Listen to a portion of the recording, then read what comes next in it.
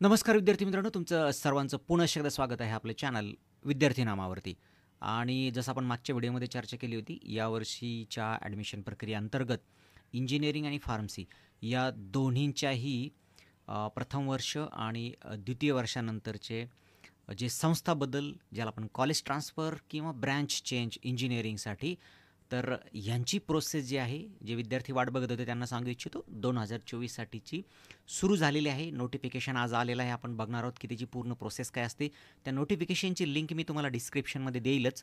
ती DTEच्या पोर्टलवरतीही अवेलेबल आहे. तुम्ही तुमच्या कॉलेजमध्ये चौकशी केली तर तुम्हाला तिथेही त्याची कॉपी किंवा त्याची नोटीस तुम्हाला तुमच्या कॉलेजमध्येही मिळेल. आपल्या ह्या जसं मी सांगितलं, या व्हिडिओच्या डिस्क्रिप्शनमध्येही मी ती लिंक तुम्हाला देईल, जिथे तुम्हाला ॲप्लिकेशनचा फॉर्मॅट, पूर्ण सर्क्युलर, त्याचे नियम हे सगळे तिथेही पाहायला मिळतील.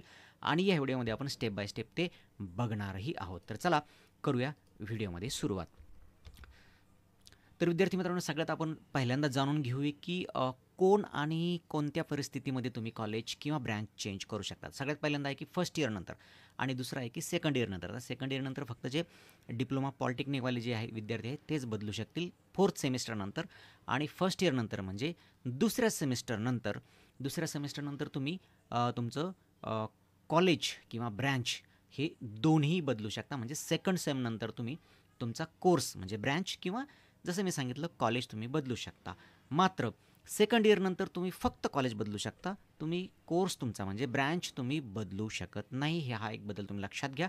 म्हणजे जे विद्यार्थी आता फर्स्ट इयर पास झालेले आहेत ते सेकंड इयरला तुमचं आता कॉलेज आणि ब्रँच दोन्ही बदलू शकता. फार्मसीचे विद्यार्थी फक्त कॉलेज चेंज करू शकतात. तर चला, आपण हे बघितलं की कोण कधी, म्हणजे आपण हे एक तर जी बेसिक आपली कन्सेप्ट आहे की फर्स्ट इयरनंतर आणि सेकंड इयरनंतर काय होतं. जसं की फर्स्ट इयरनंतर तुम्ही ब्रँच आणि कॉलेज दोन्ही चेंज करू शकता. सेकंड इयरनंतर मात्र तुम्ही फक्त आणि फक्त कॉलेज बदलू शकता. हे आपण आता क्लिअर केलं आहे. 2024साठीची काय प्रोसेस आहे, तर 2024साठीची 29 म्हणजे आज सर्क्युलर गव्हर्नमेंटनं दिलेलं आहे. आजपासनं म्हणजे की आता उद्या तर रविवार आहे, सोमवारपासून तुम्ही तुमच्या कॉलेजमध्ये, जसं की डिप्लोमाचा रिझल्टही आज आलेला आहे, तर तुम्ही तुमची जे प्राप्त तुमचे किंवा आता कॉलेजला लेजर जाईलच, तिथं तुमचे जे मार्कशीट आलेले आहेत किंवा मार्क्स आलेले आहेत त्या आधारे तुम्ही अर्ज आता करू शकणार आहात. तुम्हाला शेवटची तारीख जी आहे ती 8 जुलै आहे. 8 जुलैच्या आत तुम्हाला ज्या कॉलेजला जायचं आहे त्या कॉलेज, तुमचं स्वतःचं कॉलेज, ही सगळी जी प्रोसिजर आहे तुम्हाला ही करायची आहे. 8 तारखेपर्यंत तुम्हाला तो अर्ज तुमच्या त्या कॉलेजला द्यायचा आहे. आता इन बिटवीन तुम्हाला बऱ्याच गोष्टी करायच्या आहेत, त्या आपण पुढच्या स्लाईडवरती बघणारच आहोत. ट्रान्सफरसाठी तुमचा निकाल आलेला पाहिजे. आणि जसं आपण बघितलं की बहुतांश जे ऑटोनॉमस कॉलेजेस आहेत त्यांचे रिझल्ट ऑलरेडी आलेले आहेत आणि आता MSBTचाही रिझल्ट आलेला आहे. तर रिझल्टचं मला वाटतं की प्रॉब्लेम कोणाचा नसावा. आता तुम्हाला थोडा वेळ आहे. मागच्या वर्षी हा वेळ दिला होता, एवढाच दिला होता. थोडासा एक्सटेन्शन 1-2 दिवसाचा दिला असेल, पण यावर्षी ते मिळेलच असं काही नाही. त्यामुळे तुम्हाला 8 जुलैपर्यंतच सगळं काही करायचं आहे, या हिशोबाने चालायला लागेल. आता आपण बघितलं की 2024साठी आपल्याला डेडलाईन आपण बघितली किंवा टाईमलाईन बघितली. आता आपल्याला बघायचं आहे की काय नियम आहेत आणि काय आपल्याला प्रोसेस करायची आहे. सगळ्यात पहिल्यांदा की इलिजिबिलिटी म्हणजे कोण पात्र आहे, हे फर्स्ट इयर आणि सेकंड इयर नंतर संस्था किंवा कोर्स बदलण्यासाठी कोण आहे पात्र. तर सगळ्यात पहिल्यांदा की प्रथम वर्ष किंवा पहिले दुसरे सेमिस्टर पूर्ण झालेले, म्हणजे पहिलं वर्ष कंप्लीट झालेले विद्यार्थी आणि ज्यांचा रिझल्ट आता आलेला आहे असे विद्यार्थी. एखादा बॅक असेल तरी चालेल, परंतु शक्यतो कॉलेज क्लिअर विद्यार्थ्यांनाच घ्यायला प्राधान्य देतं. तर तुम्ही पात्र आहात एक बॅक असाल तरी परंतु जसं मी सांगितलं की स्टँडर्ड प्रोसिजरनुसार कॉलेजेस चांगल्या विद्यार्थ्यांना, जे चांगल्या मार्कांनी पास झालेत अशाच विद्यार्थ्यांना कॉलेज बदलून देण्यात इंटरेस्टेड असतात. दुसरं असं आहे की विद्यार्थी एकदा पहिल्या किंवा दुसऱ्या वर्षात ॲडमिशन झालं तर त्याच वर्षात त्यांना कॉलेज बदलता येणार नाही. म्हणजे या वर्षी 2024ला ज्यांचं ॲडमिशन होईल त्यांना लगेच कॉलेज नाही बदलता येणार. मागच्या वर्षी जे विद्यार्थी ॲडमिट झाले होते फर्स्ट इयरला, तेच विद्यार्थी फक्त आता यावर्षी कॉलेज किंवा ब्रँच बदलायला पात्र असणार आहेत. त्याच्यासाठी सगळ्यात महत्त्वाचं काय लागलेलं आहे, परवानगी कोणाची लागेल. कुणाची परवानगी लागेल, तर कोणाची परवानगी लागणार आहे, तर दोन्ही कॉलेजच्या NOC आपल्याला लागतील. त्याच्यानंतर जागा असतील तरच कॉलेज तुम्हाला NOC देईल. म्हणजे तुम्ही सध्या ज्या कॉलेजला आहात त्या कॉलेजला तुम्हाला चौकशी करायला लागेल की मला जायचं आहे आणि जिथं तुम्ही जाणार आहात, सगळ्यात महत्त्वाचं असं आहे की जे कॉलेज तुम्हाला घेणार आहे त्या कॉलेजचं NOC तुम्हाला मिळालं पाहिजे. याचा अर्थ की त्या कॉलेजकडे जागा पाहिजे, ते कॉलेज तुम्हाला घ्यायला तयार पाहिजे आणि जी ब्रँच तुम्हाला हवी त्या ब्रँचमध्ये जागा पाहिजे. म्हणजे मग ते तुम्ही तुमच्या जिथं आहात तुम्ही त्या कॉलेजला कळवू शकाल की मला एन-ओ-सी पाहिजे. म्हणजे दोघंही तयार पाहिजे. ते सोडायला तयार पाहिजेत आणि घेणारा घ्यायला तयार पाहिजे. या दोन्ही कंडिशन तुम्हाला आहेत. असं चालणार नाही की घेणारा तयार आहे पण देणारा एन-ओ-सीच देत नाही, तर असं तुमचं ट्रान्सफर होणार नाही. तुम्हाला दोन्ही एन-ओ-सी म्हणजे दोन्ही कॉलेजची परवानगी लागेल आणि मग डी-टीचं जे तुमचं रिजनल ऑफिस आहे, म्हणजे जर तुम्ही तुमचे दोन्ही कॉलेज ते सेम रिजनल ऑफिसच्या अंतर्गत येत असतील तर ते तुमचं रिजनल ऑफिसच करेल. मात्र रिजनल ऑफिस बदलत असेल तर मग जे डायरेक्टर ऑफ टेक्निकल एज्युकेशनचं हेड ऑफिस आहे मुंबईवालं, ते तुमची ट्रान्सफर घडून आणतील. हे सगळं कॉलेज करतं, तुम्हाला त्याची काही गरज पडत नाही. तुम्हाला फक्त जो प्रस्ताव आहे तो तुमच्या कॉलेजला द्यायचा असतो. बाकीची जे इंटरनलची गोष्ट आहे तर ते कॉलेज त्यांचं करतं. दुसरं असं की सगळ्यात महत्त्वाचा हा एक मुद्दा आहे की सुपर न्युमेररी कोटा, म्हणजे जे की इंटेक म्हणजे ज्या एखाद्या ब्रँचला एखाद्या कॉलेजमध्ये किती जागा आहेत, किती जागा किंवा किती सीट भरण्याची त्यांना परवानगी आहे, त्याला आपण इंटेक कॅपॅसिटी म्हणतो. आणि त्या इंटेक कॅपॅसिटीच्या वरही काही सीट भरल्या जातात, जसं की सुपर न्युमेररी कोटा असेल, त्याच्यामध्ये मग तुमचे TFWS असतील, EWS असतील, अशा गोष्टी ज्या असतात तर त्या तुम्हाला असे जे विद्यार्थी आहेत अशा विद्यार्थ्यांना कॉलेज किंवा ब्रँच बदलण्यास मनाई करणे, तुम्ही त्यासाठी अपात्र असता, तुम्ही त्यासाठी इलिजिबल नसतात. म्हणजे असे विद्यार्थी कॉलेज किंवा ब्रँच चेंज करू शकणार नाहीत. तर आता आपण बघूया की कॉलेज आणि कोर्स बदलण्याची जनरली काय पद्धत असते, म्हणजे काय प्रोसेस असते. सगळ्यात पहिल्यांदा की पहिल्या आणि दुसऱ्या तुमचा जो वर्षाचा आहे तो रिझल्ट आलेला पाहिजे पूर्ण. त्याच्यानंतर इंटरनल ब्रँच, आता इंटरनल ब्रँच ट्रान्सफर काय, पुढच्या स्लाईडवरती आपण डिटेल ते बघणारच आहोत.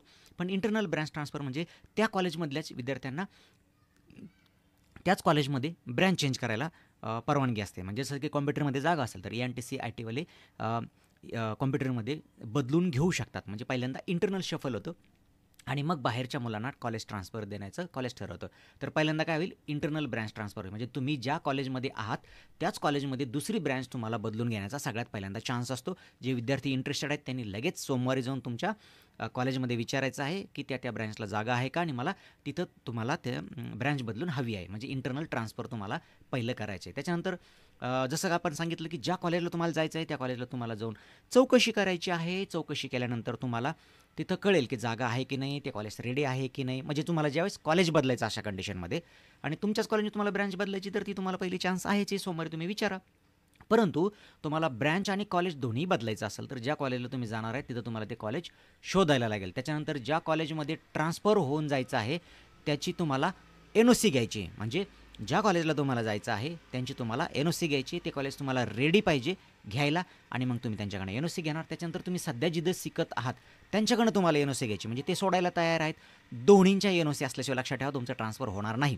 दोन्हीच्या NOC हे जे डिस्क्रिप्शनमध्ये तुम्हाला जे सर्क्युलर दिलेलं आहे त्या सर्क्युलरमध्ये तुम्हाला फॉर्म दिलेला आहे, तो पूर्ण फॉर्म भरायचा आहे. त्याला सगळे डॉक्युमेंट त्याला जोडायचे आहेत आणि मग त्या कॉलेजमध्ये तुम्हाला ज्या कॉलेजला जायचं आहे त्या कॉलेजला तुम्हाला तुमचा प्रस्ताव नेऊन द्यायचा आहे. मग ते कॉलेज त्याची पुढची जी प्रोसिजर आहे ती करेल आणि तुम्हाला ईमेलवरती कळवेल किंवा तुम्ही चौकशी करत राहील तर तुम्हाला कळेल की तुमचं ट्रान्सफर झालं किंवा नाही. जनरली जर दोन्ही NOC असतील तर तुमचं ट्रान्सफर होऊन जाईल. आता इंटरनल, जसं आपण मागे चर्चा केली मागच्या स्लाईडवरती, की इंटरनल ब्रँच आणि कोर्स बदलण्याची पद्धत काय असते. जनरली काय असतं की पहिल्या वर्षाचा तुमचा रिझल्ट आला की मग इंटरनल ट्रान्सफरची नोटीस कॉलेजने लावायला पाहिजे. इंटरनल ट्रान्सफरची कॉलेज त्यांच्या नोटीस बोर्डवरती नोटीस लावेल, अर्ज मागवेल तुमच्याकडून. विद्यार्थी महाविद्यालयावर त्याची प्रोसेस वेगळी असेल पण जनरली प्रोसेस अशी पाहिजे की तुमच्याकडनं अर्ज मागवेल. त्याच्यानंतर तुमचा मेरिटप्रमाणे तुम्हाला उपलब्ध जागेनुसार आणि मेरिटनुसार तुम्हाला कोर्स बदलून मिळायला पाहिजे. ही जनरली प्रोसेस आहे इंटरनल ब्रँच ट्रान्सफरची. जे विद्यार्थी इच्छुक आहेत जसं मी सांगितलं तुम्ही तुमच्या कॉलेजमध्ये विचारा की मला ही ब्रँच पाहिजे, जागा आहेत का आणि प्रोसेस काय आणि अर्ज करण्याची पद्धत काय आहे. तुम्ही तुमच्या कॉलेजमध्ये अर्ज करू शकता. आता कोर्स आणि कॉलेज म्हणजे ब्रँच आणि कॉलेज बदलायची पद्धत तर जनरली कसं आहे की सेकंड इयरनंतर कोर्स बदलता येत नाही. कारण आपण बघितलं की सेकंड इयरनंतर तुम्ही ऑलरेडी एका कोर्समध्ये शिकलेला आहात. फर्स्ट इयरला कॉमन असल्यामुळे तुम्ही सेकंड इयरला कोर्स बदलू शकता. परंतु सेकंड इयरला तुम्ही एक पर्टिक्युलर ब्रँचचा अभ्यासक्रम शिकलेला असतात. त्याच्यामुळे थर्ड इयरला तुम्हाला ब्रँच बदलता येत नाही. सेकंड इयरनंतर कॉलेज बदलण्यासाठी तुम्हाला ठोस कारणसुद्धा द्यायला लागतं. म्हणजे ज्यावेळेस तुम्ही सेकंड इयरनंतर कॉलेज बदलता, कारण एकच वर्ष तुमचं राहिलेलं असतं आणि त्या एका वर्षासाठी तुम्ही दुसऱ्या कॉलेजला का जाताय ह्याचं तुम्हाला ठोस कारण द्यायला लागतं.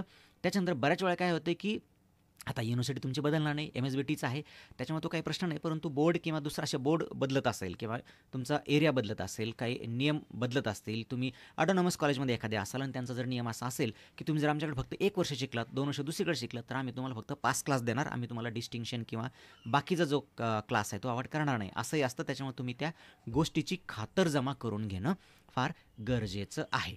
आता सगळ्यात महत्त्वाचा प्रश्न आहे की कोण कुठं जाऊ शकतं. आता आपण बघितलं की काय प्रोसेस आहे सगळी बघितली. आता आपण हे सगळ्यात महत्त्वाचं आहे की कोण कुठं जाऊ शकतं बुवा.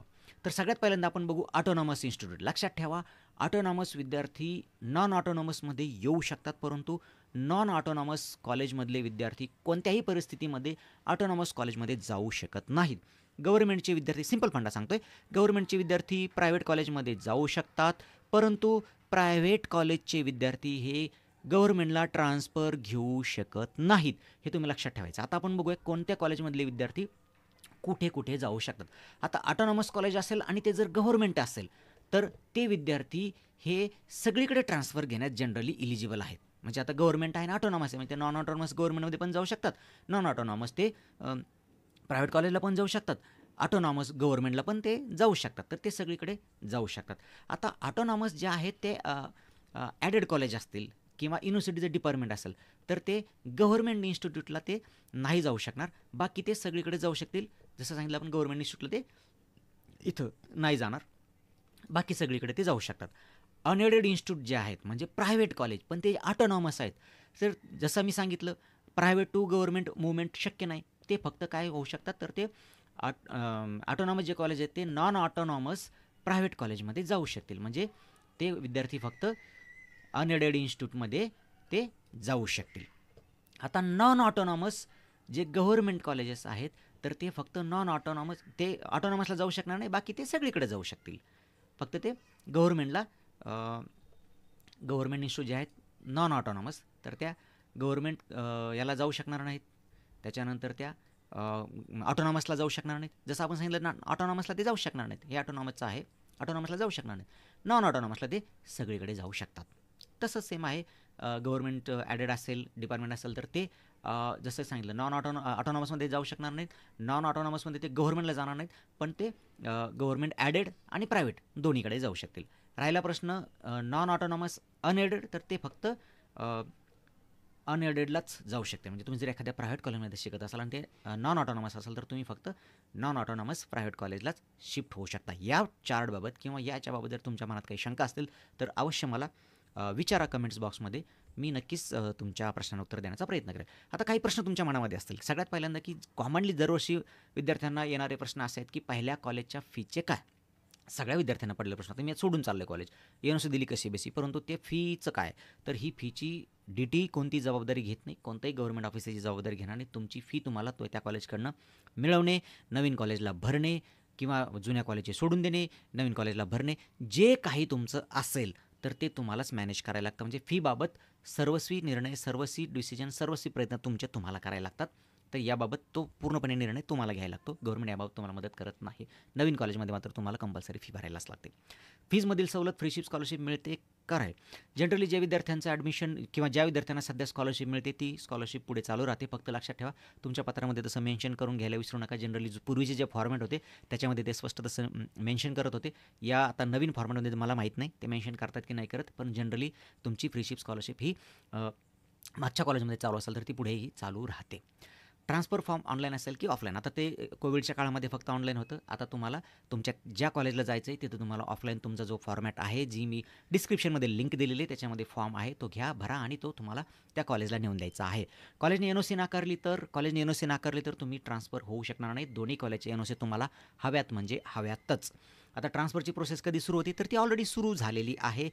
सोमवारपासून तुम्ही तुमच्या कॉलेजला विचारू शकता आणि ट्रान्सफरबाबत विचारू शकता. या ट्रान्सफरच्या पूर्ण प्रोसेसमध्ये या वर्षीच्यासाठी जर तुमचे काही प्रश्न असतील, तुम्हाला काही मदत हवी असेल तर नक्की कमेंट्स बॉक्समध्ये विचारा. मी नक्कीच प्रयत्न करेल तुमच्या प्रश्नांची उत्तर देण्याचे. थांबूया इथे. पुन्हा भेटू नवीन व्हिडिओमध्ये. तोपर्यंत नमस्कार, शुभरात्री.